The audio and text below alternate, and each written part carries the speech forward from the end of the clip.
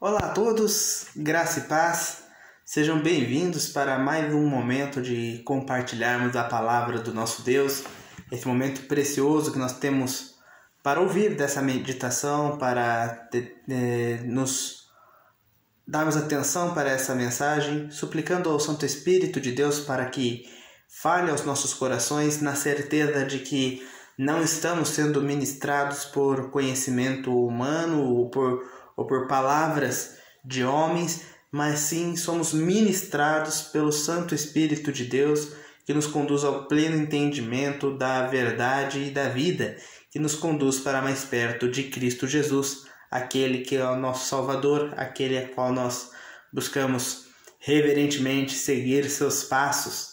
Convido vocês para que reservem esse momento de meditação, se possível reúna sua família para cultuarem ao Senhor juntos, cantarem louvores, orarem uns pelos outros, então juntos refletirem e meditarem nas palavras do Senhor nesta noite. Quero então começar fazendo uma oração, pedindo para Deus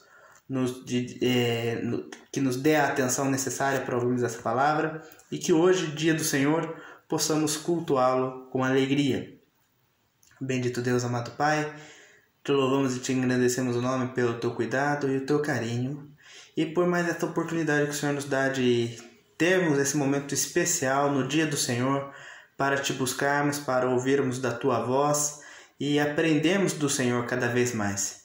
Pedimos ao teu Santo Espírito que fale aos nossos corações através da tua palavra e produza em nós os efeitos necessários para andarmos segundo o teu querer.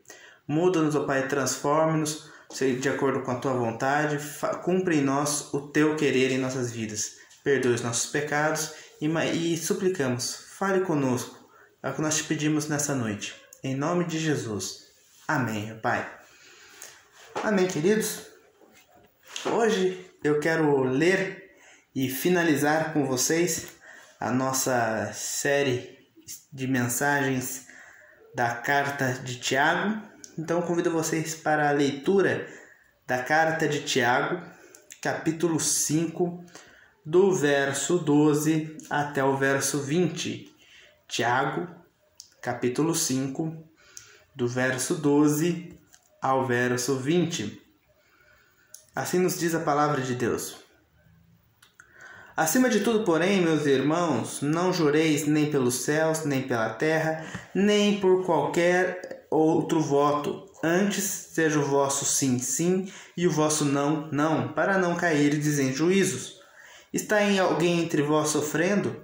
Faça oração. Está alguém alegre? Cante louvores. Está alguém entre vós doente? Chame os presbíteros da igreja, e estes façam oração sobre ele, ungindo-o com óleo em nome do Senhor. E a oração da fé salvará o enfermo, e o Senhor o levantará. E se houver cometido pecado, ser-lhe-ão perdoados. Confessai, pois, os vossos pecados uns aos outros, e orai uns pelos outros para serdes curado. Muito pode, por sua eficácia, a súplica do justo. Elias era um homem semelhante a nós, sujeito aos mesmos sentimentos, e orou com instância para que não chovesse sobre a terra. E por 3 anos e 6 meses não choveu. E orou de novo, e o céu deu chuva, e a terra fez germinar seus frutos. Meus irmãos, se algum entre vós se desviar da verdade, e alguém o converter, sabei que aquele que converte o pecador do seu mau caminho errado salvará da morte a alma dele e cobrirá a multidão de pecados. Amém. Tiago foi uma carta maravilhosa de estudarmos, de vermos juntos, parte a parte, meditando em cada uma das suas orientações, porque ela é muito direta sobre quanto às reais necessidades da igreja, né? Quando ela trata de problemas de fato muito comuns dentro do ambiente de comunidade cristã. E de modo especial, nós sempre revemos isso, nós sempre reafirmamos as dificuldades que aquela igreja estava enfrentando, o contexto que ela passava, as lutas, a perseguição, a opressão social que eles viviam, só colaborava para que houvessem outros problemas dentro da igreja, como queixas, como irmãos que oprimiam a outros, tratamentos diferentes, havia pessoas que almejavam ser mestres, mas que não sabiam controlar a própria língua, havia pessoas que tinham um conceito errado acerca da fé que conduz para a salvação.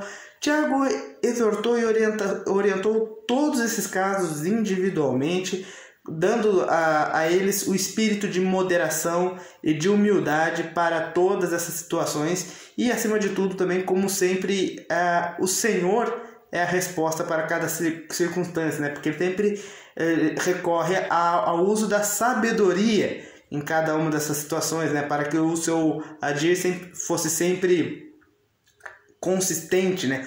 Para que a conduta cristã fosse sempre consistente em todo momento. E a sabedoria, logo no início do livro, Tiago já falou que é um bem que pode ser alcançado àquele que suplica, que o busca com Deus. E agora, no final, como que querendo realmente concluir e pôr algumas disposições finais, Tiago traz agora diversas orientações que tangem ao agir da comunidade cristã, a maneira, a dinâmica dos relacionamentos dentro da igreja. E eu queria chamar a atenção para a maneira como Deus opera através desses relacionamentos. Antes, apenas um adendo, né? Apenas Tiago faz uma exortação no verso 12 para que não sejam feitos juramentos em nome de Deus. Não que ele estivesse proibindo que promessas fossem feitas, que votos fossem feitos. Pelo contrário, a palavra de Deus ela encoraja a prática dos votos que sejam levados a sério. Ela encoraja a prática de juramentos que sejam levados a termos e honrados por aqueles que se propõem a fazê-lo. Mas aqui Tiago então apenas alerta para a seriedade disso, que não se deve fazer um juramento a qual não se tenha a intenção de cumprir, ou apenas um juramento apenas para ganhar mais status, para transmitir mais credibilidade e granjear a confiança das outras pessoas para alcançar seus próprios interesses. Não. Antes, a palavra do crente, ele não deve fazer, juramentos de forma irresponsável. Antes, pelo contrário, a sua palavra, na medida do possível, tem sempre que ser a mais firme possível, né? Ser sim, sim, ou o não, não, né? Então, apenas fazendo essa observação acerca da maneira como tratar praticamente o compromisso que eles tinham em tomar o nome de Deus apropriadamente. Aí então ele segue para as orientações que eu quero ver com vocês. Primeiro então daí eu começo com o verso 13 até o verso 15. Diz assim: Está alguém entre vós sofrendo? Faça oração. Está alguém alegre? Cante louvores. Está alguém entre vós doente? Chame os presbíteros da igreja e estes façam oração sobre ele, ungindo-o com óleo em nome do Senhor. E a oração do enfermo e a oração da fé salvará o enfermo, e o Senhor o levantará. E se houver cometido pecados, ser-lhe-ão perdoados. Aqui nós podemos ver que a igreja ela deve agir uns para com os outros, né? Ela deve mostrar interesse e tem uma postura para todos os momentos.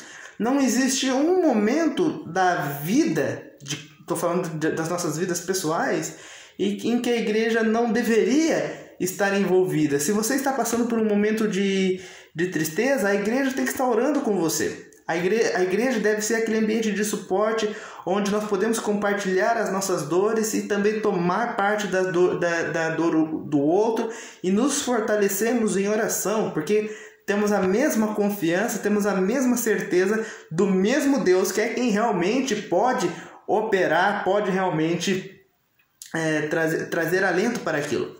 Se ao contrário, se você não está passando por um momento de luta, se você não está com o coração entristecido ou amargurado. Pelo contrário, você está alegre, você está contente por uma vitória, por uma dádiva, por algum momento específico. Isso também deveria ser compartilhado para que a igreja possa celebrar com você, para que a igreja seja co-participante da sua conquista e festeje e honre a Deus pela sua vitória da mesma maneira como você se jubila no seu coração por aquilo, como Deus mostrou o seu amor. Está alguém entre vós sofrendo? Faça orações. Está alguém alegre? Cante louvores. A igreja participa na tristeza, a igreja participa na alegria e a igreja vai participar também na doença. Veja realmente o relacionamento que devemos, pelo menos, entender de como é o padrão da comunidade cristã, é bem semelhante ao de um casamento, de fato, né? De fato, a própria palavra de Deus faz uso da metáfora do casamento para simbolizar a maneira qual é o relacionamento de Cristo com a sua igreja, né? E tanto mais, também a igreja deve ter um relacionamento próximo e conjugado, de fato, uns com os outros, porque somos membros do mesmo corpo. Como pode, né, um membro ser afetado de alguma forma sem que isso reverbere, sem que isso não tenha também consequências, influência nos membros ao seu redor? Por isso a igreja toma parte em todos os momentos. E continua, né? Está alguém entre vós doente? Chame os presbíteros da igreja, e estes façam oração sobre ele, ungindo-o com óleo em nome do Senhor. E a oração da fé salvará o enfermo, e o Senhor o levantará. E se houver cometido pecados, ser-lhe-ão perdoados. Está triste? Que a igreja ore pela pessoa. Está alegre? Que a igreja cante louvores para a pessoa. Se alguém está doente, a igreja também deve participar desse momento com a pessoa que está sofrendo a enfermidade. A igreja tem a responsabilidade de visitar, a igreja tem a responsabilidade de cuidar. No caso, a unção com hélio era um procedimento medicinal da época, o que hoje seria equivalente a encorajar as pessoas que estão doentes para que tomem os medicamentos apropriados, que façam os tratamentos recomendados pelos médicos.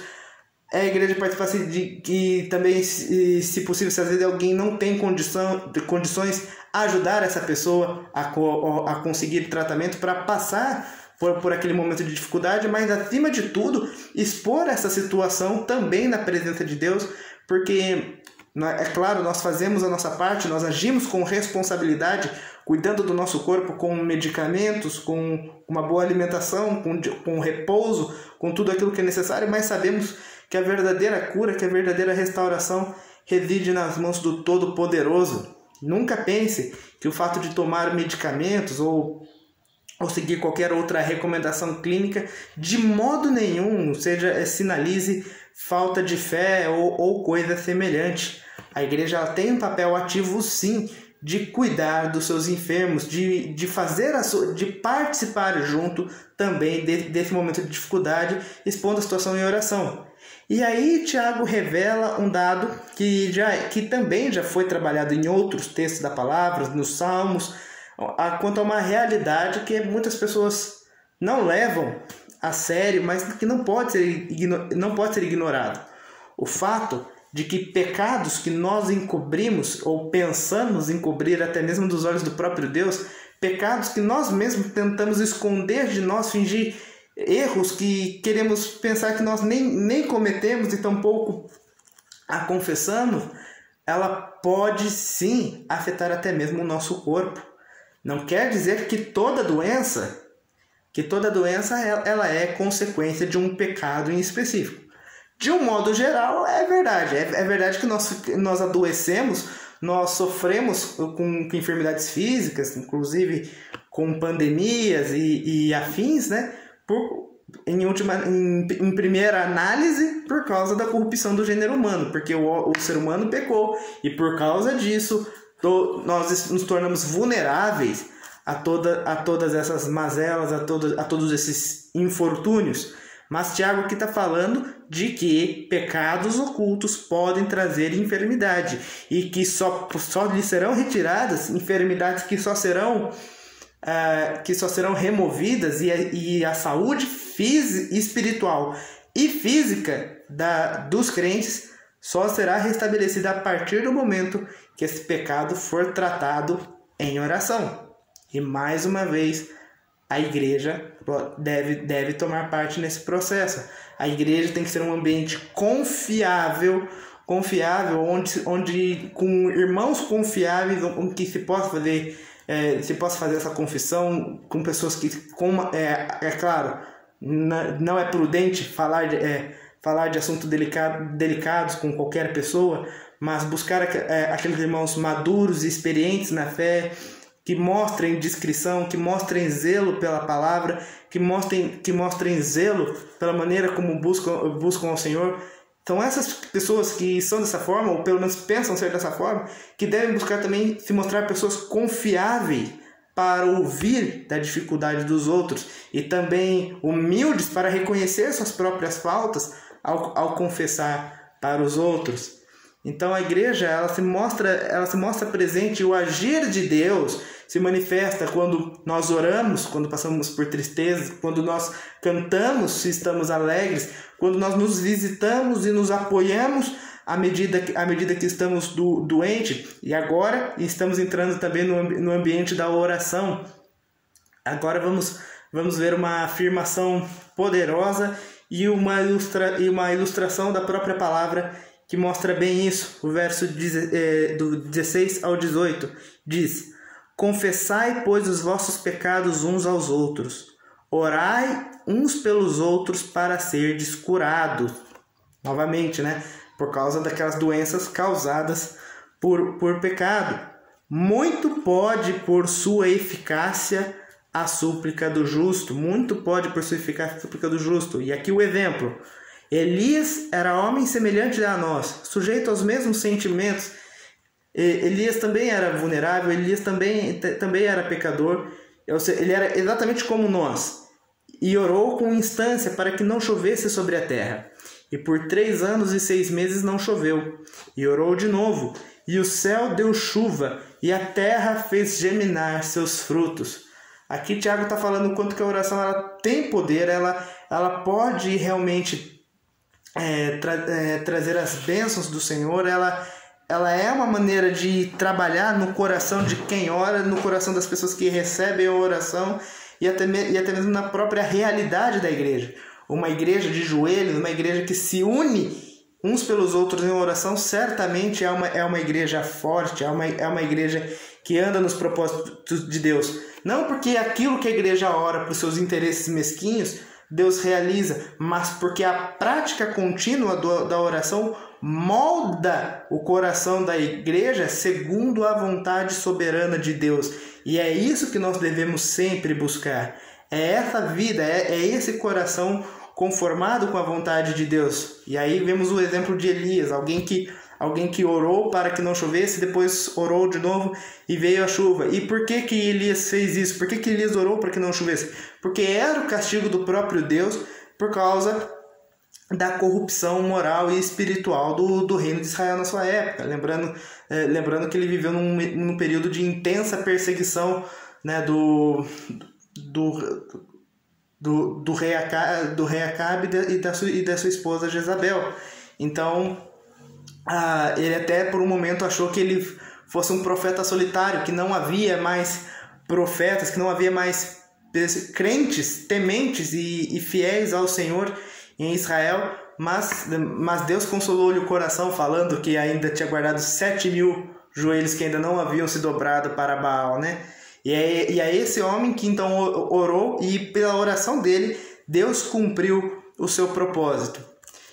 Eu não acredito que a nossa oração muda a vontade de Deus, pelo contrário, mas a prática da oração nos leva a cumprir a vontade de Deus. E Elias, através da oração, foi usado por Deus para cumprimento da sua vontade, para a realização da vontade de Deus no meio do seu povo naquele período. E assim somos nós também. À medida que nós oramos, nós cumprimos a vontade de Deus para a nossa realidade, para a nossa sociedade, para a nossa comunidade local. E e creiam sempre que a oração ela tem sim um poder transformador que não pode ser negado. E por fim, e mais uma vez, como sempre digo, não é um tópico popular, né? O verso 19 e 20. Meus irmãos, se alguém entre vós se desviar da verdade e alguém o converter, sabei que aquele que converte o pecador do seu caminho errado salvará da morte a alma dele e cobrirá a multidão dos pecados. É claro que Tiago, nessas passagens, não está atribuindo o poder redentivo a uma pessoa que dá uma orientação que muda o coração da pessoa. Quem salva, quem cobre os pecados, efetivamente é Cristo. Mas como que a salvação é comunicada no coração das pessoas? Como que alguém de repente percebe que a sua conduta é errada e que ela precisa mudar o seu procedimento? Ou alguém pensa estar servindo a Deus, mas de repente abre os olhos para perceber que a sua conduta é errada, que a sua religiosidade é falsa e que ela precisa aprender a buscar Deus em espírito e em verdade. Como? Através da exortação, através daqueles instrumentos que Deus usa, daquelas pessoas que nos trazem a palavra, que nos trazem uma exortação que não procedem de homens, mas procede do Espírito de Deus, que opera através da sua palavra, que ela sim que realmente mexe nos nossos corações. Nós não salvamos ninguém. A obra da salvação não é nossa e tampouco somos nós quem convertemos os corações. Essa obra é do Espírito Santo. Mas nós somos ferramentas de Deus para comunicar para levar essa obra concreta na vida das outras pessoas.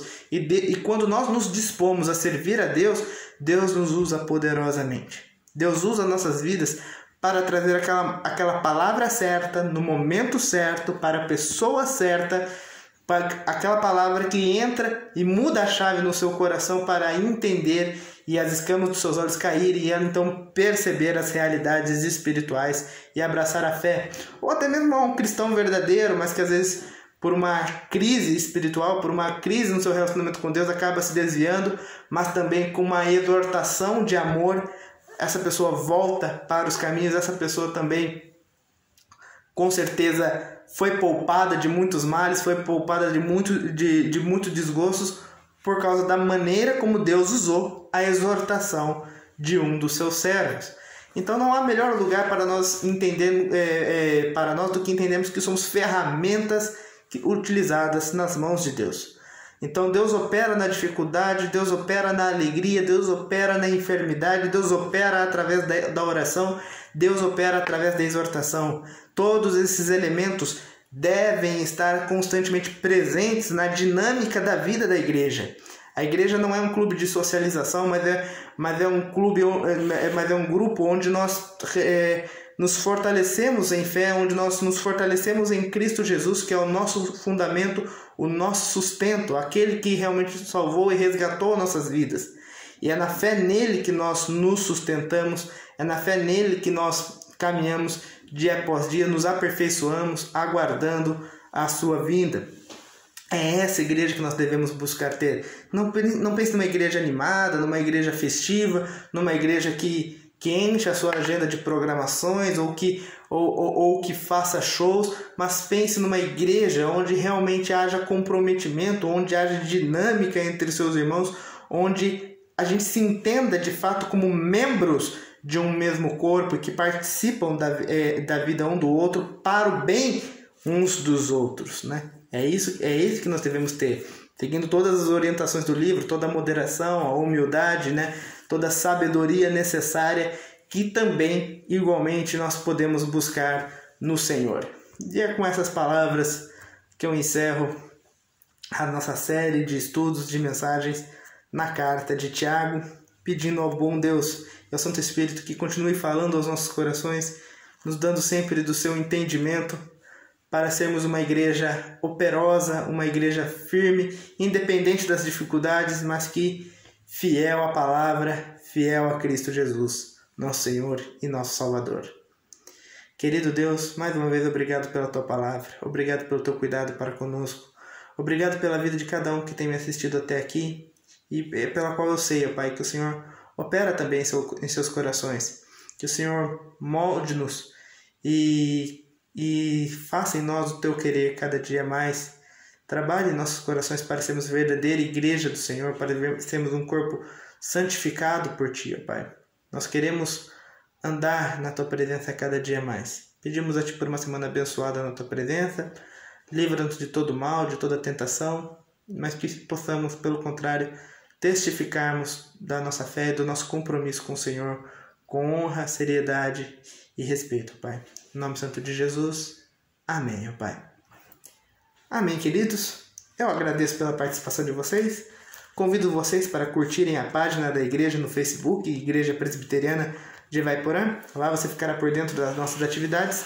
Lembrando que nós já voltamos com as atividades presenciais, escola dominical todo domingo, 9h30 da manhã, e culto solene, 7h30 da noite, todos os domingos, seguindo as normas e orientações de segurança. Deus os abençoe, uma ótima semana a todos vocês.